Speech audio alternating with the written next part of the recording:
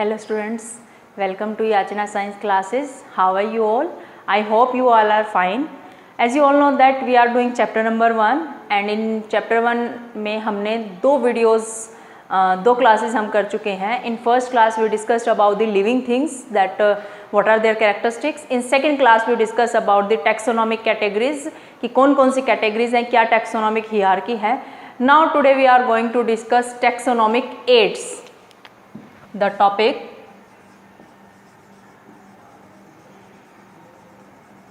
taxonomic aids. This is our last topic of the chapter. इसके बाद chapter complete हो जाएगा. This is our last class for the chapter number 1. So what are taxonomic aids? हम इस बारे में बात कर रहे थे कि suppose कोई नया organism किसी ने देखा है, सबसे पहले वो ऑर्गेनिज्म को आइडेंटिफाई करता है, उसको बाद में उसको नॉमेनक्लेचर उसका नाम दिया जाता है, फिर उसको क्लासीफाई किया जाता है. अब क्वेश्चन ये आता है कि हमने उस ऑर्गेनिज्म को देख लिया है, आइडेंटिफाई कर लिया है, बट हमें कैसे पता चलेगा कि जो ऑर्गेनिज्म या जो क्रिएचर हमने देखा है क्या वो पहले कभी डिस्कवर हो चुका है या कोई नई चीज़ हमने देखी है. ये कैसे पता चलने वाली है.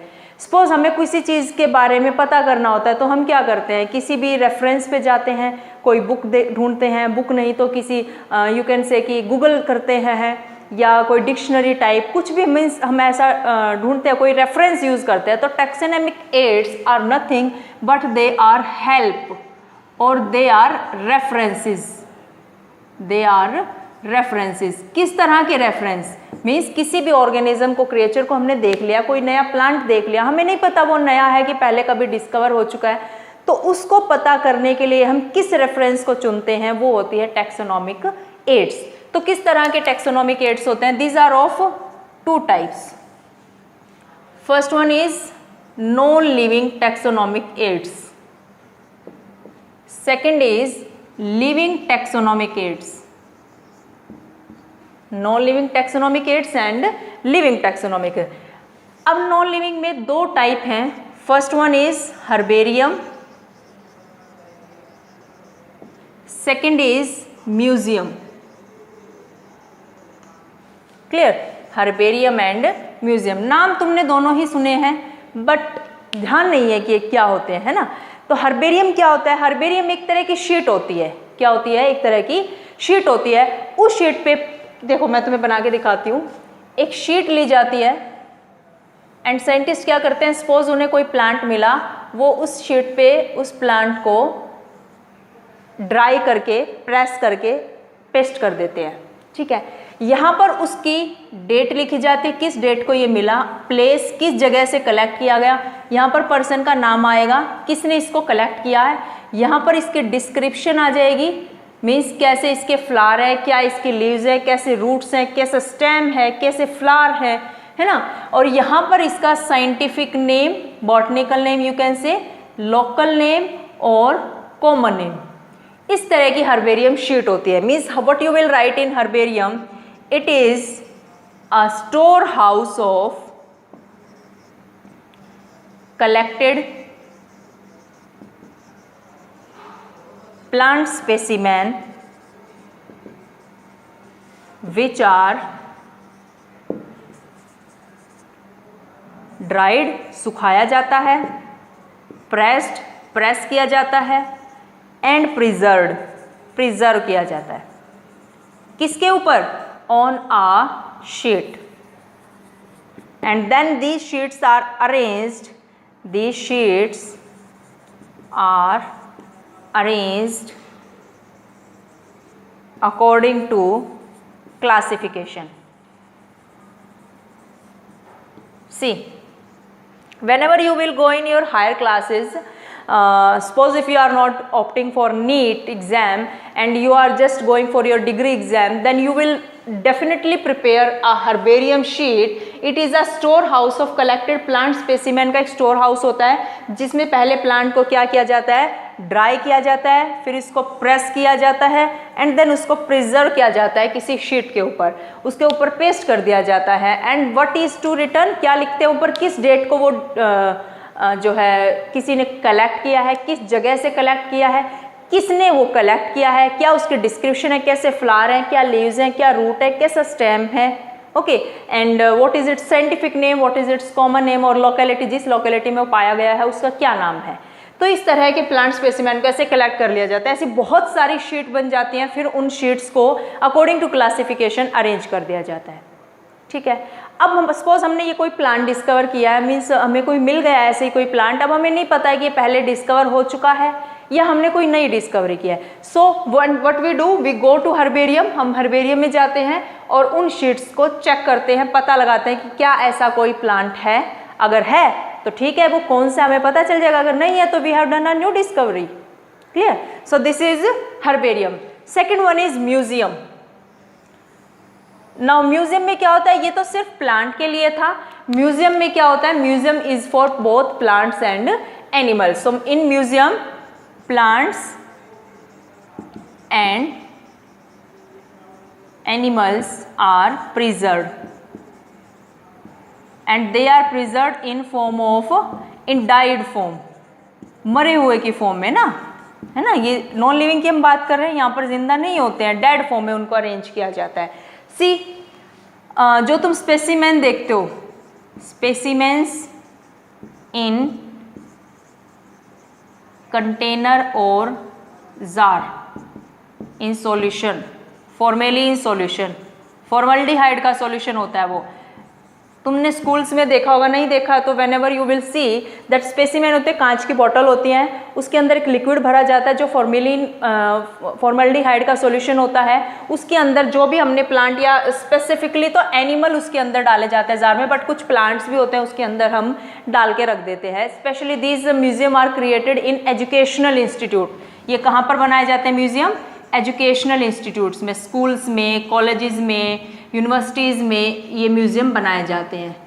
क्लियर, एंड नेक्स्ट थिंग कि जार में भी उनको कंटेनर में भी रख सकते हैं, इंसेक्ट बॉक्स बना सकते हैं, जो इंसेक्ट्स होते हैं इनका बॉक्स बनाया जाता है कि एक बॉक्स बना के इंसेक्ट को पहले क्या किया जाता है, कलेक्ट किया जाता है, कलेक्टेड, देन किल किया जाता है, एंड देन पिनिंग, फिर उनको पिन लगा के इंसेक्ट बॉक्स के अंदर रख दिया जाता है। ये इस तरह की सीक्वेंस पूछ ली जाती है एग्जाम में कि पहले क्या किया जाता है, first of all insect is collected, then it is killed and then it is pinned in the box, वो इंसेक्ट बॉक्स होता है। तो इस तरह हम इंसेक्ट को कलेक्ट कर सकते हैं। एनिमल्स को हम प्रिजर्व फॉर्म में जार या कंटेनर में रख सकते हैं सॉल्यूशन में, ठीक है।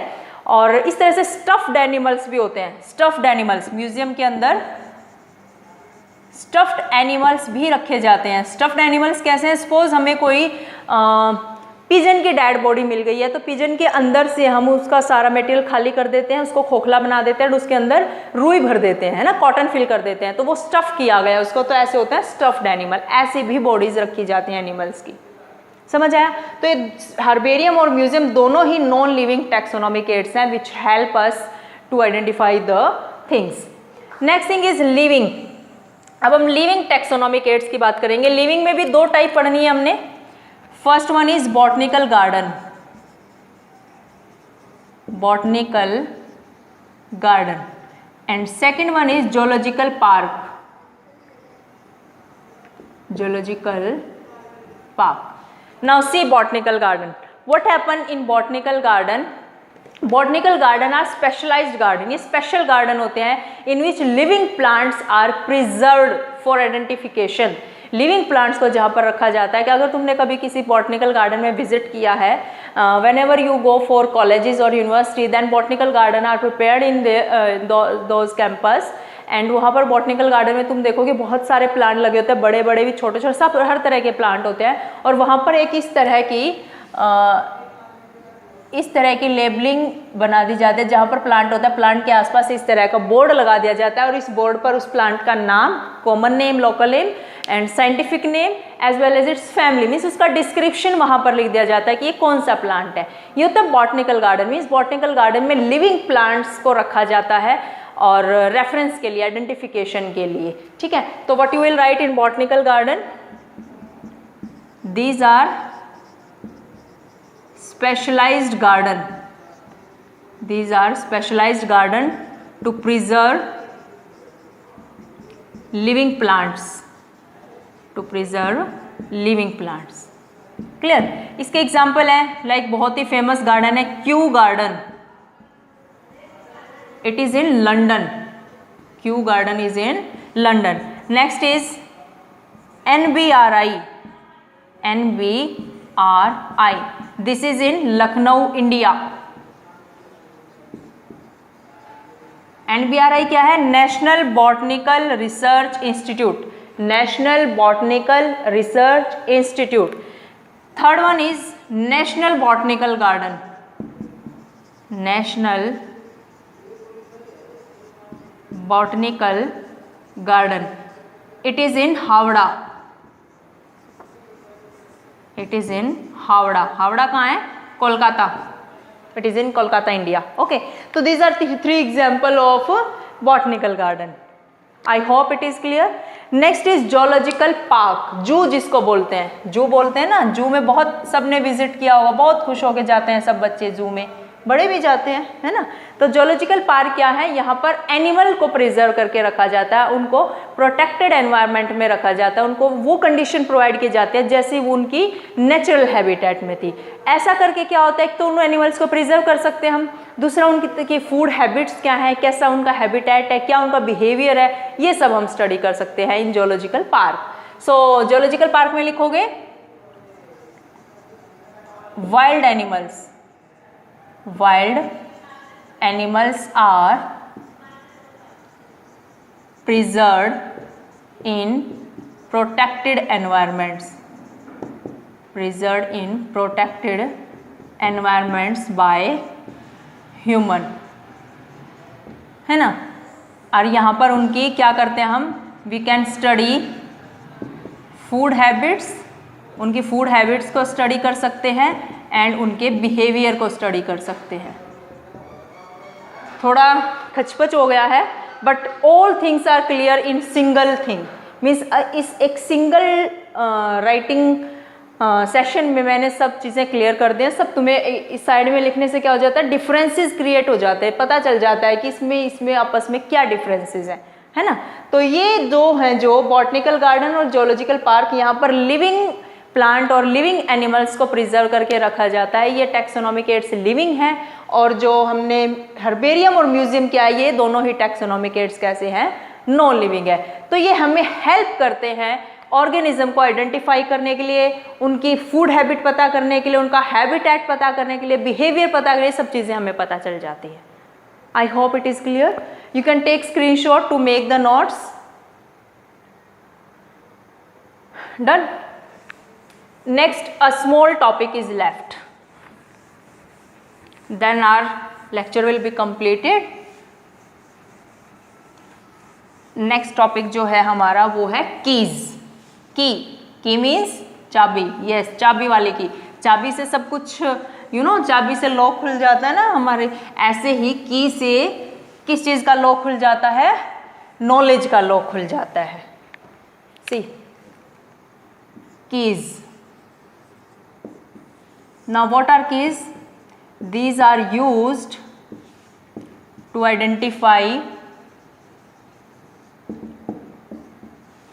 plants and animals on the basis of similarities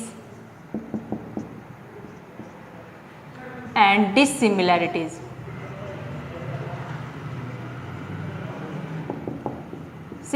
जब भी हमें मान लो कोई क्रिएचर देखा है, कोई ऑर्गेनिज्म या कोई भी प्लांट देखा है, तो हम सबसे पहले क्या पता करते हैं? सपोज हमने प्लांट ही देखा है, उसकी लीव्स कैसी दिख रही है, कितना वो बड़ा है, क्या वो पेड़ जैसा दिखता है या पौधे जैसा दिखता है या एल्गी जैसा दिखता है, हर्ब्स है, शर्ब्स है, ट्री है ना.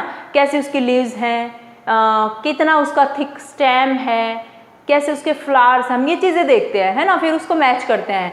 तो जो ये कीज़ हैं, ये कीज़ बनाई गई हैं. मीन्स 2 स्टेटमेंट दी जाती है, उसको कपलेट बोलते हैं.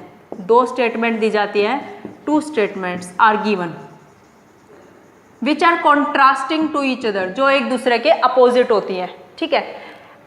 1 इज टू बी एक्सेप्टेड, 1 को हम एक्सेप्ट करते हैं एंड सेकंड को हम रिजेक्ट करते हैं. एक मीन्स ऑप्शन में से एक ही हम चूज करेंगे ना, दोनों एक दूसरे के अपोजिट है. देखो सपोज फर्स्ट स्टेटमेंट का ए पार्ट, हमने कोई प्लांट देखा तो उस पर लिखा है the flowers are red. Second statement है द फ्लावर्स आर पिंक। अब जो हमने प्लांट देखा है, सपोज ये हमारा प्लांट है, फ्लावर्स को हम लिख देते हैं ग्रीन लिख देते हैं, हमारे पास मार्कर है ना रेड और ग्रीन कलर का, ठीक है। तो हमारे पास कैसे फ्लावर है, सपोज हमारे प्लांट के फ्लावर हैं ग्रीन, हमारे प्लांट के फ्लावर हैं ग्रीन, ठीक है। दो स्टेटमेंट दे दी कि चेक कर लो कि आपका फ्लावर रेड है कि ग्रीन है। इस स्टेटमेंट को बोलते हैं लीड, इसको भी लीड बोलेंगे, इसको भी लीड बोलेंगे। अगर तो फ्लावर रेड है then go to statement second, अगर फ्लावर ग्रीन है देन गो टू स्टेटमेंट 3। इन्होंने बोला अगर आपके जो प्लांट आपने लिया है उसमें अगर रेड फ्लावर है तो सेकंड स्टेटमेंट पे जाओ, ग्रीन फ्लावर है तो थर्ड स्टेटमेंट पे जाओ। अब देखो हमारे तो फ्लावर ग्रीन है तो हम कौन से स्टेटमेंट पे जाएंगे, थर्ड पे जाएंगे। थर्ड का ए पार्ट है the leaves are small and round. इसकी बी जो की है वो है the leaves are long and oval लिख दो, ठीक है। अब देखो हमारी जो लीव्स है, हमने जो प्लांट लिया उसकी लीव्स कैसी हैं, स्मॉल भी हैं और अ लिटिल राउंड भी है। तो अगर स्मॉल और राउंड है तो लिखा है गो टू स्टेटमेंट 4। अगर लॉन्ग एंड ओवल है देन गो टू स्टेटमेंट 5। तो इस तरह से मीन सॉल्यूशन मिलता चला जाता है। अब हमारी स्मॉल और राउंड है तो हम स्टेटमेंट 4 पे जाएंगे। इस तरह के लास्ट में जाके हमें कंक्लूजन मिल जाता है कि जो प्लांट मिला है ये किस कैटेगरी में, कौन सी टेक्सोनॉमिक कैटेगरी में आता है, क्या इसका नाम है, क्या इसकी आइडेंटिफिकेशन है, क्या इसकी क्लासिफिकेशन है, ठीक है। तो ये कीज होती है। I hope it is clear, you can take screenshot. Now next thing is, अब 3-4 चीजें हम कर चुके हैं, 4 तो हमने टेक्सोनॉमिक एड्स कर दिए हैं। कौन कौन से, museum, herbarium, botanical garden and zoological park. हमने कीज की भी बात की। अब 2-3 चीजें और भी होती है जैसे फ्लोरा, मैनुअल्स, मोनोग्राफ, इस तरह की भी टेक्सोनॉमिक एड्स होती हैं जो हेल्प करती हैं प्लांट्स को आइडेंटिफाई करने में, एनिमल्स को आइडेंटिफाई करने में, उनकी नोमेनक्लेचर करने में और उनको क्लासिफाई करने में। जैसे फ्लोरा जो होते हैं ये क्या होता है, ये डिस्क्रिप्शन होता है, it is description of plants in particular area. किसी पर्टिकुलर एरिया में कौन कौन से प्लांट्स मिलते हैं उसकी डिस्क्रिप्शन गिवन होती है फ्लोरा के अंदर। मैनुअल्स में भी ऐसे डिस्क्रिप्शन ऑफ स्पीशीज, किस तरह की स्पीशीज मिलती है पर्टिकुलर एरिया के अंदर, वो होता है मैनुअल्स। मोनोग्राफ में क्या होता है, डिस्क्रिप्शन ऑफ सिंगल टैक्सोन, किसी भी एक टैक्सोन की, किसी भी एक कैटेगरी की बात की जाती है। Name is telling mono, single, ठीक है। तो इस तरह के फ्लोरा, मैनुअल्स और मोनोग्राफ भी कुछ टैक्सोनॉमिकल एड्स होते हैं, हेल्पर होते हैं हमारे, जो हेल्प करते हैं किसी भी क्रिएचर को, ऑर्गेनिज्म को, प्लांट को आइडेंटिफाई करने में, नेम देने में और उसकी क्लासिफिकेशन पता करने में। I hope today's lecture is very clear to you. So our chapter number 1 the living world is completed. Read it from your NCERT, try to solve the question, and this video will help a lot to you. But it doesn't mean that this video is just sufficient. यहाँ से सब हो जाएगा. You will have to definitely read NCERT book. Thank you everybody.